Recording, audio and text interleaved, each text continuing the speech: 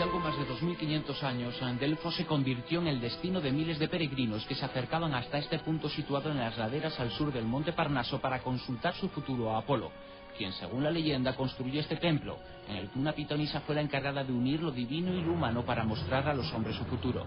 Se trata de un templo circular levantado frente a un anfiteatro. Fue durante cientos de años el verdadero epicentro de la magia griega.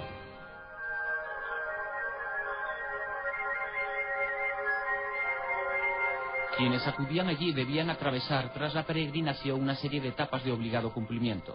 La más importante era el rito de purificación. Se debía llevar a cabo en las aguas de la fuente Castalia, situada a pocos cientos de metros del lugar. Allí se rociaba con sus aguas frías a una cabra. Si se estremecía, el animal sería sacrificado y el peregrino podría subir al templete rodeado por columnas y consultar el futuro.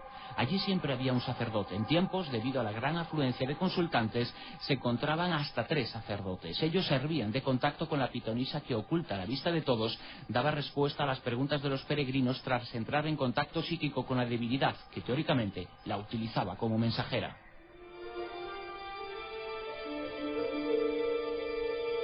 Para llevar a cabo el proceso, el peregrino, tras ofrecer sus sacrificios y pagos a Apolo, escribía una pregunta en una tablilla que entregaba el sacerdote. Este, a su vez, la llevaba hasta la pitonisa, que desde la lejanía dictaba en voz alta la resolución al problema, con voz confusa, voz que interpretaba el sacerdote.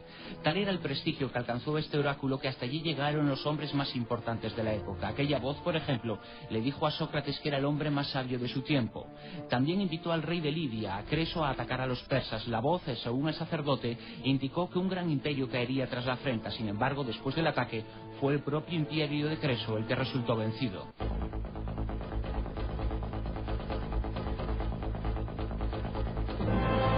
A partir del siglo V a.C., el oráculo fue perdiendo crédito. Sus designios comenzaron a estar politizados, pero el declive llegó muy lentamente. El lugar, eso sí, continuó atrayendo la atención de las gentes del imperio, aunque cuando Roma extendió hasta allí sus dominios, el poder de la pitonisa y de Apolo perdió enteros. Finalmente, Teodosio, emperador cristiano, clausuró el oráculo en el año 385. El culto a Apolo fue sustituido por la nueva religión y se construyó sobre el templo una ciudad que enterró al oráculo hasta que en el año 1892 el arqueólogo francés Théophile Homole excavó allí con objeto de devolverlo hasta la superficie.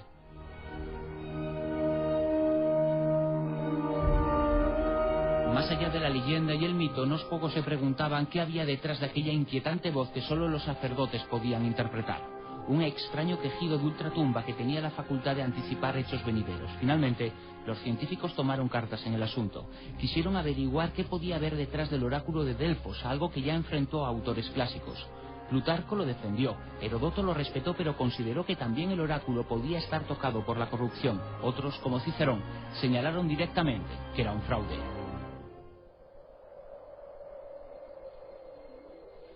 Recientemente, el geólogo Jocelyn Gadeboer de la Universidad de Wesleyana en Connecticut, Estados Unidos, inició una serie de investigaciones respecto a diferentes fenómenos paranormales. Curiosamente, averiguó que determinadas corrientes telúricas tenían mucho que ver con algunos enclaves en donde en algún momento había sucedido algo misterioso y extraño. Esas energías estaban concentradas en fracturas geológicas subterráneas.